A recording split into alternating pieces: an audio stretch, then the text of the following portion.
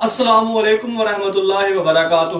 میں ہوں محمد رضوان اور آپ دیکھ رہے ہیں 7 منٹ لیکچر۔ آج کے اس لیکچر میں انٹرمیڈیٹ پارٹ 2 کی اردو کی گرامر کا جو پورشن ہے اس کو شروع کرتے ہیں۔ تو سب سے پہلے آج ہم امدادی افعال کو دیکھیں گے۔ امدادی افعال کیا ہے، ایم سی کیوز کس طرح آتے ہیں اور ایم سی کیوز کے حوالے سے امثلہ کون کون سی ہیں، تو یہ سب کچھ جاننے کے لیے آئیے چلتے ہیں ہماری لیپ ٹاپ اسکرین کی طرف۔ تو شروع کرتے ہیں جی آج کے لیکچر کو، امدادی افعال کیا ہوتے ہیں۔ تو لیکچر کو شروع کرنے سے پہلے یہ میں آپ کو بتا دوں کہ لیکچر کے آخر پر ایک بہت اہم مشق ہے۔ جب تک آپ وہ مشق حل نہیں کریں گے آپ کو امدادی افعال کا یہ پورشن اچھے طریقے سے سمجھ نہیں آئے گا، اور وہ مشق لیکچر کے آخر پر دی گئی ہے۔ میں امید کرتا ہوں کہ آپ یہ سارا لیکچر سماعت کر کے اس مشق کو حل کریں گے تاکہ آپ کو سارا لیکچر اچھے سے سمجھ آ سکے۔ سب سے پہلے دیکھتے ہیں جی بسم اللہ الرحمن الرحیم، امدادی افعال کسے کہتے ہیں۔ امدادی افعال کی تعریف دیکھ لیتے ہیں۔ امدادی افعال سے مراد فعل کی مدد کرنے والا۔ لفظ سے ظاہر ہے کہ امداد مدد سے ہے اور افعال فعل ہے، تو جو فعل کی مدد کرنے والا ہے اس کو امدادی افعال کہتے ہیں۔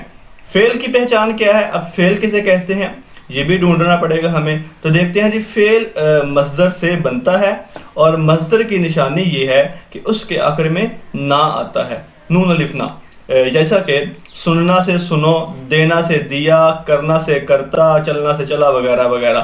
اب سننا یہ اصل فعل ہے اور اس سے آگے جتنے بھی لفظ بنیں گے، سنو، سنتے ہیں، سنتی ہے، سنتا ہوں وغیرہ وغیرہ، وہ امدادی افعال ہوں گے۔ چاہنا یہ اصل فعل ہوگا اور چاہیے، چاہتا ہوں، چاہتی ہیں، چاہتے ہیں وغیرہ وغیرہ، یہ سارے لفظ امدادی افعال ہوں گے۔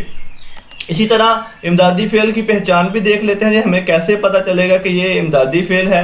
تو امدادی فعل جملے میں دو افعال اکٹھے آئیں، یہ پہلی شرط ہے، کوما، اور اس کے بعد دوسری شرط یہ ہے پہلا اصل فعل اور دوسرا امدادی فعل ہو، تو اس طرح ہمیں پتہ چلے گا کہ یہ جملہ امدادی افعال والا جملہ ہے۔ دوبارہ دو شرطیں سن لیں، جملے میں دو افعال اکٹھے آئیں، پہلی شرط پہلا اصل فعل اور دوسرا امدادی فعل ہو، تو اس طرح کر کے جس جملے میں یہ شرائط پوری ہوں گی وہ جملہ ہمارا درست ہوگا۔ اچھا ایک مثال دیکھ لیتے ہیں، انشاءاللہ میں امید کرتا ہوں کہ مثال کے ذریعے آپ کو بات اچھے طریقے سے سمجھ آ جائے گی۔ یہ دیکھیے آپ کا پیپر میں بھی اسی طرح آئے گا، ایک لفظ لکھا ہوگا آنا، یا کسی طرح کا بھی جانا، کرنا وغیرہ وغیرہ لکھا ہوا ہوگا، اس کے متعلق 4 جملے لکھے ہوں گے۔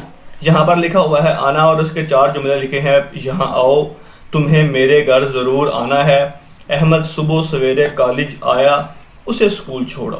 اب ہم دیکھتے ہیں کہ ان چاروں میں سے کون سا جملہ درست ہے۔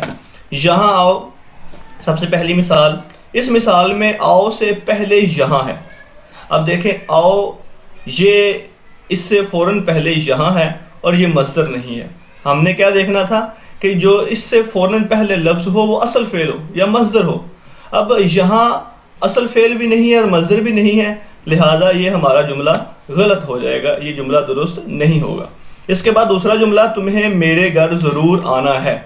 اس مثال میں آنا سے پہلے ضرور ہے، ہم نے کہا تھا کہ اس لفظ سے فوراً پہلے اصل فعل ہو، مصدر ہو، تو یہاں پر آنا سے پہلے ضرور ہے، تو ضرور سے اصل لفظ نہیں بنتا، لہذا یہ جملہ بھی ہمارا غلط ہو جائے گا۔ تیسرا جملہ دیکھتے ہیں جی، احمد صبح سویرے کالج آیا، آنا سے لفظ آیا بن گیا، ٹھیک ہے جی، آیا سے پہلے کیا ہے، کالج۔ اب کالج سے کوئی لفظ کالج نہ نہیں بنتا، تو یہ ہمارا جملہ بھی غلط ہو جائے گا، یہ جملہ بھی درست نہیں ہوگا۔ آخری جملہ بچ گیا ہے، اسے اسکول چھوڑ آؤ۔ یہاں پر دیکھیے آؤ ہے اور آؤ سے پہلے ہے چھوڑ، آؤ سے لفظ آنا بنتا ہے، آخر پر دیکھیے نون الف نا آ گیا آنا کے، اور چھوڑ سے لفظ چھوڑنا بنتا ہے اور اس کے آخر پر بھی نون الف نا آ گیا، اور یہ مصدر بھی ہے اور اصل فعل بھی ہے، کیونکہ آؤ سے آنا بنتا ہے اور آنا کے آخر پر نون الف نا آتا ہے، لہذا یہ ہمارا جملہ درست ہو جائے گا۔ اس کے علاوہ ایک اور مثال دیکھ لیتے ہیں تاکہ آپ کو یہ ٹاپک اچھے طریقے سے سمجھ آ سکے۔ دیکھیے جی یہ ایک لفظ لکھا ہوا ہے جانا، اور جانا کے متعلق 4 جملے یہاں پر لکھے گئے ہیں۔ وقت پر گھر جایا کرو، مجھے لاہور جانا ہے، تم دفتر سے چلے جاؤ، تمہیں یہاں سے جانا ہوگا۔ پہلا جملہ وقت پر گھر جایا کرو، اب دیکھو یہاں پر جایا لکھا ہوا ہے اور جایا سے پہلے کیا ہے، گھر۔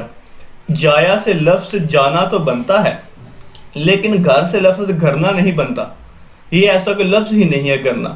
تو جایا سے جانا تو بن رہا ہے، گرنا نہیں بن رہا. یہ مصدر بھی نہیں ہے، اصل فعل بھی نہیں ہے، لہذا یہ غلط ہو جائے گا. دوسرا جملہ مجھے لاہور جانا ہے. یہاں جانا لکھا ہوا ہے اور جانا سے پہلے کیا ہے؟ لاہور ہے، جو کہ مصدر نہیں ہے. تو لہذا اگر مصدر نہیں ہے تو یہ جملہ بھی غلط ہو جائے گا. تیسرا جملہ دیکھتے ہیں جی، تمہیں یہاں سے جانا ہوگا. جانا لکھا ہوا ہے اور جانا سے پہلے کیا ہے؟ سے. اب سے کوئی بھی لفظ نہیں بنتا، تو یہ بھی مصدر نہیں ہے، اصل فعل نہیں ہے، لہذا یہ جملہ بھی غلط ہو جائے گا. اور اب بچتا ہے چوتھا اور آخری جملہ، تم دفتر سے چلے جاؤ. جاؤ ہے، جاؤ سے لفظ جانا بنتا ہے، اور چلے ہے اور چلے سے لفظ چلنا بنتا ہے. یہ دونوں لفظ اکٹھے آئے ہیں، درمیان میں کوئی لفظ بھی نہیں ہے، لہذا یہ جملہ ہمارا درست ہو جائے گا، تم دفتر سے چلے جاؤ. تو جو میں نے بات کی تھی کہ آخر پر ایک بہت اہم مشق ہوگی، تو یہ مشق آپ کے سامنے ہے. مشق نمبر 1 ہے. مشق نمبر 1 کے جو تمام سوالات ہیں اور ان کے جوابات پر بھی ٹک لگایا گیا ہے. اسی طرح مشق نمبر 2، مشق نمبر 3، یہ تینوں حل شدہ ہیں. یہ آپ نے ان کو دیکھنا ہے. اور اسی کے ساتھ جو مشق نمبر 4 ہے یہ غیر حل شدہ ہے، اور آپ اس کو خود سے سالو کریں گے، اور اس کے جوابات میں نے ڈسکرپشن میں بھی دے دیے ہیں، آپ وہاں سے اس کے جوابات دیکھ سکتے ہیں. میں امید کرتا ہوں کہ آپ کو آج کا لیکچر سمجھ آیا ہوگا. آپ کی سماعتوں کا بہت بہت شکریہ. اللہ حافظ و ناصر.